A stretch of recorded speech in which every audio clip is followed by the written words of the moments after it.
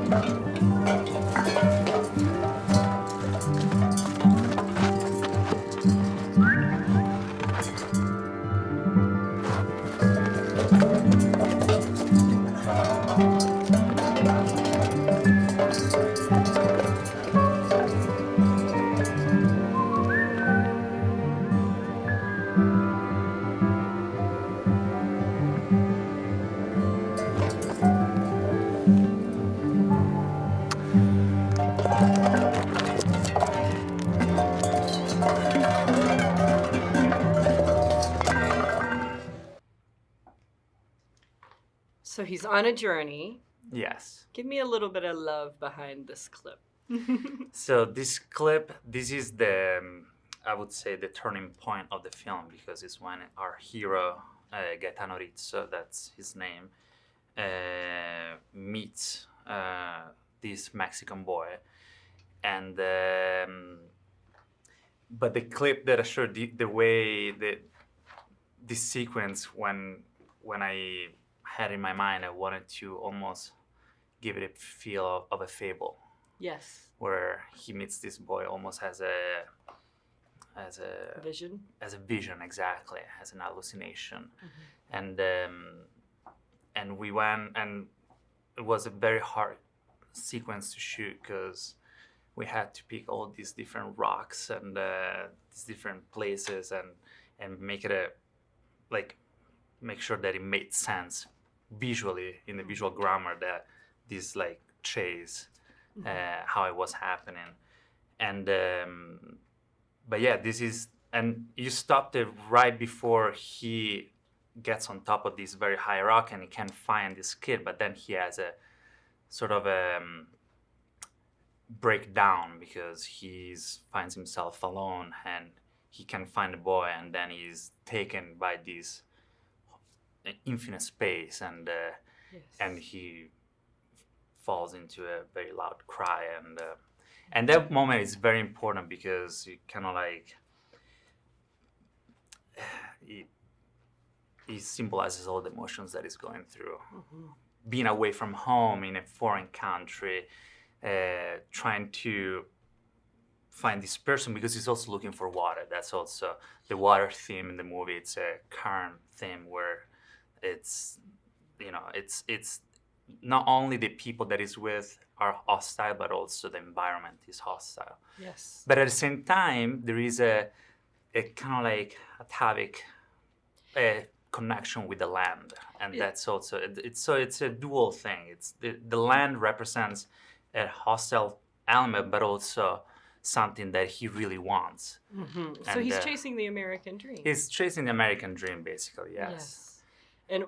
What a way to do it. Like, why did you choose Tucson? What was the... Because when I first undertook this project, I knew that I wanted to be in the desert, and so we were actually looking in New Mexico first, and then I didn't realize that by the time that we were gonna film the shore, which was around February, New Mexico would have been very, very cold. Yes. And also there would have been a lot of snow in many places.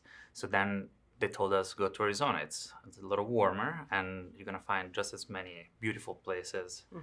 And we just called a bunch of location managers in Arizona, and then we found this very talented local location manager who lives in Flagstaff, and then he became also one of the producers. And so my girlfriend and I, and she's here, and she's one of the producers and also costume designer. We went on a 3-week location scout with this guy in Arizona, and he suggested Tucson, and then from there we all pick our locations. And it was it was nice because these lands is where this war took place. Right. I was getting ready to say, so, did you shoot at exactly the place that you wanted to shoot it? Yeah. What was the inspiration for this? I mean, was this your own American dream in some way? Well, I mean, this project fell on my lap by accident because I have a very good friend of mine who's a agent for comic artists in Italy and worldwide, and so she gave me this graphic novel because this is based on a graphic novel that I optioned the rights for. And the graphic novel has the same name, CHURUBUSCO. The writer's name is Andrea Ferraris. And when I read the graphic novel, I wanted to make a film out of it. So I spoke to him, and he was excited about the idea, and it was his first graphic novel, and he was excited that a young filmmaker wanted to. Has he seen it?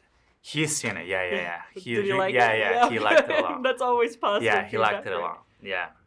Is there a place out there in social media land that they can catch up with the film, follow your progress as you go through the festival circuit?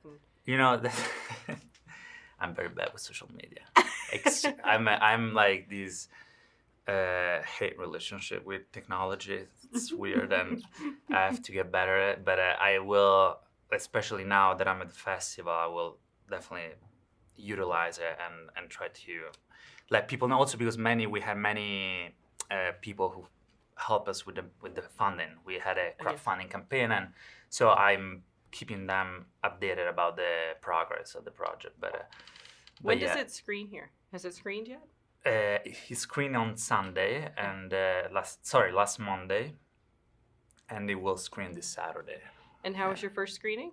It went well. Good. The reception was good. The people were lovely. They had questions, and I was happy that some people they didn't know about this historical fact, which I didn't know either. But it's surprising that many people they don't know this happened before the Civil War, and Civil War it's much well written about in historical books, but this war not many people know about it. Right.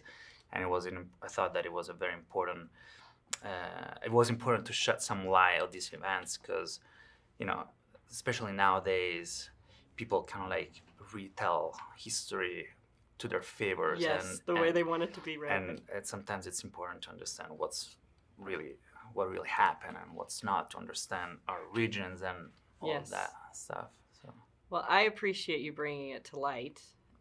I love anything that tells a story that most people don't know about.